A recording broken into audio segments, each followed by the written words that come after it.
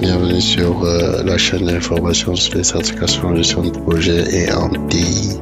Pour ceux qui ne me connaissent pas, je suis Freddy Beckham, coach et formateur en gestion de projet sur SAP, notamment sur le module Procure to Pay.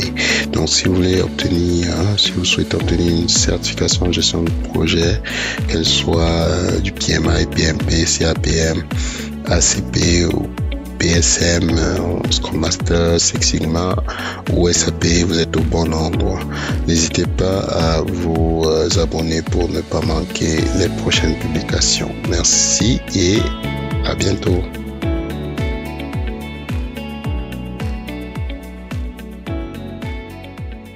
Ils vous sont fournis par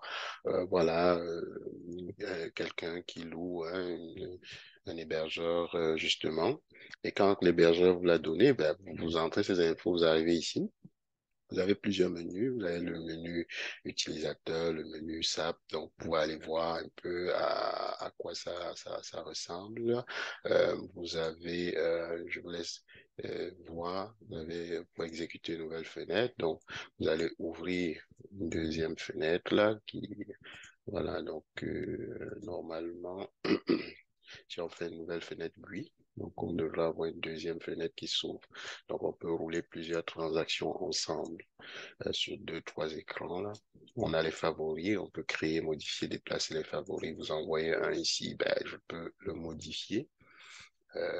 Créer commande d'achat, Freddy Beckham, par exemple, si je veux.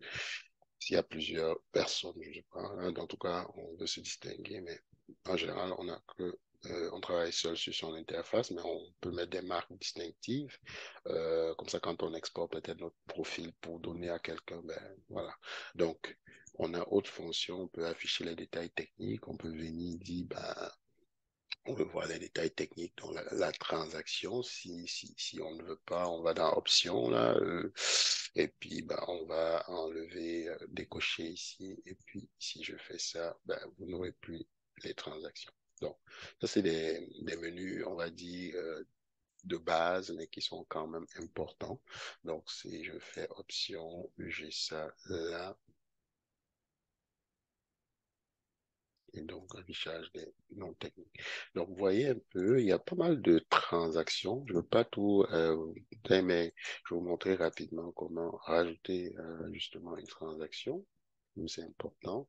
Si je mets la LT11, par exemple, j'ai confirmé, voilà, le poste d'ordre doté. Et là, bah, on a le menu SAP, ça, c'est bon de savoir, dans logistique notamment. On va aller voir gestion des articles et l'achat. Et on va s'intéresser à tout ce qui est processus d'achat. Ensuite, on a administration des ventes, production, PP, et si on veut maintenance PM, etc., etc. Donc, ça vous donne un peu dans le menu achat toutes les transactions, tant d'achat que de gestion des stocks. Et là, dans les prochaines séries, on va voir comment faire une commande d'achat, comment lancer, on va suivre vraiment le flow. Mais je voulais ici aujourd'hui introduire juste la base. Et donc, si vous avez aimé, abonnez-vous, likez et partagez. Et à la prochaine.